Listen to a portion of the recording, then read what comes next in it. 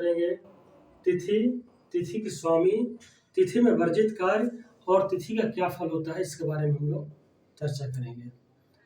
जैसे पंचांग का आरंभ तिथियों से ही होता है।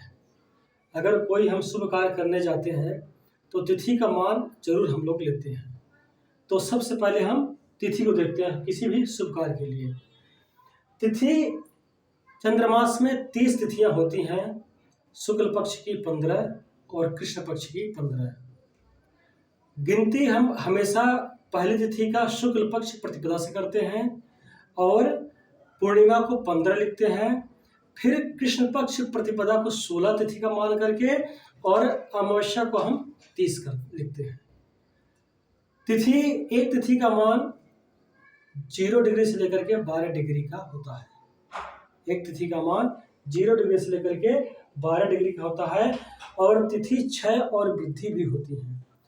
तो वृद्धि तिथि वह है जो तिथि सूर्योदय के पहले शुरू हो और अगले दिन का सूर्योदय ग्रहण कर ले तो उस तिथि का वृद्धि हो जाता है।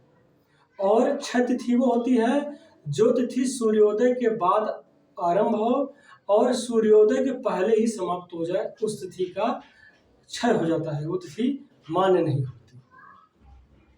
तो आइए, जैसे आपको पता है कि प्रतिपदा का मान हमने लिख दिया है कि 0 डिग्री से लेकर के 12 डिग्री तक। द्वितीया तिथि का मान क्या रहेगा? 12 डिग्री से 24 डिग्री। तृतीया 24 से 36। इसी प्रकार आप आगे जब आएंगे तो जो पूर्णिमा तिथि होगी, पूर्णिमा तिथि का मान क्या होगा? 180 डिग्री। फिर कृष्ण पक्ष प्रतिपदा का जो तिथि प्रारंभ होगी उसका मान क्या आएगा? उसका मान 180 से लेकर के 192 और अमावस्या तिथि को क्या है कि 360 डिग्री पर समाप्त होगा।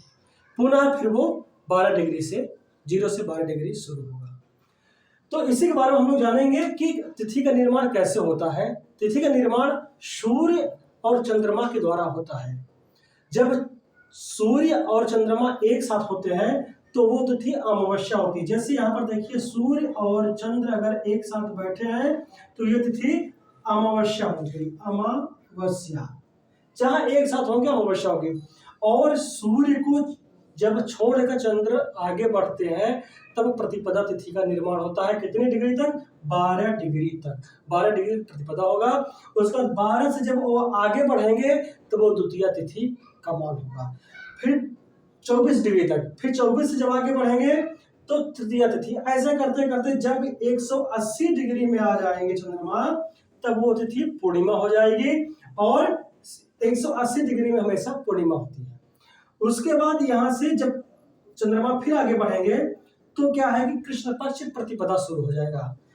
180 डिग्री से लेकर के 192 डिग्री तक प्रतिपदा। फिर प्रतिपदा से होते हुए जब यहाँ पर फिर आ जाएंगे तो ये 360 डिग्री हो जाएगा, तो पुनः अमावस्या लग जाएगी। तो ये तिथियों का हमने चक्र से समझा। अब आइए हम समझते हैं कि तिथि, तो तिथि लिखी हुई है, प्रतिपदा, द्वितीया, तृतीया, चतुर्थी, पंचमी, षष्ठी, सप्तमी, अष्टमी, नवमी, दशमी, एकादशी, द्वादशी, त्रयोदशी, चतुर्दशी, पूर्णिमा। और पुनः फिर कृष्ण पक्ष में प्रतिपदा से लेकर के पूर्णिमा की जगह पर हम अमावस्या कर देंगे। तो इस प्रकार से 30 तिथियां हो जाएगी। तो इनके स्वामी जो है कृष्ण पक्ष और शुक्ल पक्ष में चतुर्दशी के सेम एक ही स्वामी होते हैं, बस अमावस्या और पूर्णिमा के स्वामी बदलते हैं।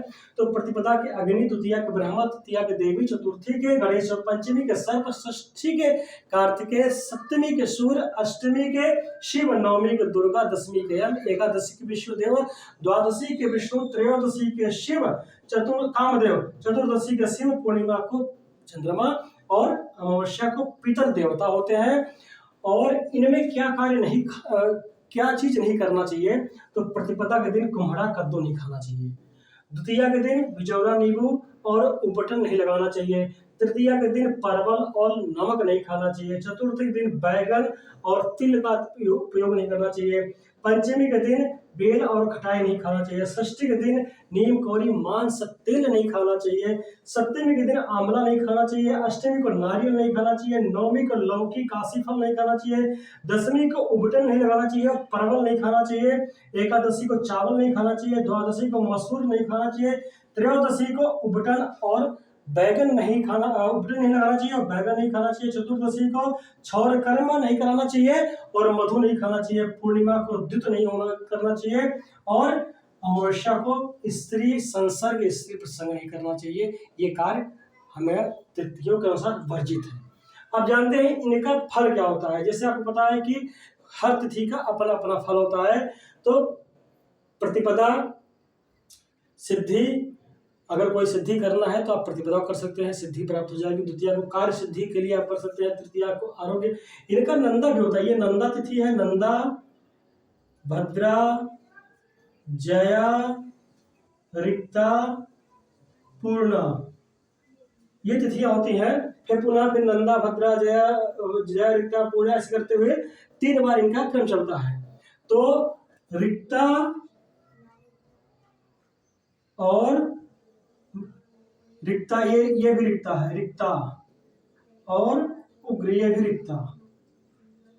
ये खास तौर से ये जो रिक्ता तिथि है, मतलब कि 4, 9 और 14 इन तिथियों में क्या नकारात्मक कार्य कर, मतलब कि फलदायक होते हैं। जैसे किसी को तंत्र विद्या सीखनी है, तंत्र करना और भूत बाधा प्रयोग कराना या मृत्यु या घात कार्य करना, विष कार्य करना, तो इसमें उनको सफलता मिलती है।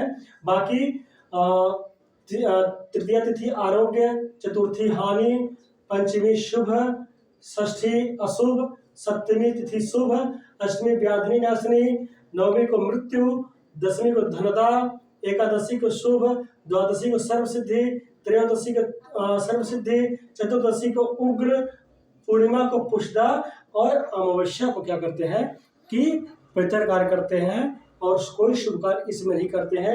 इसीलिए यहाँ पर अशुभ लिखा है, लेकिन पितर कार्य आप कर सकते हैं अमावस्या को। अगर वीडियो अच्छी लगी हुई हो तो लाइक, शेयर, सब्सक्राइब करना भूलें। धन्यवाद।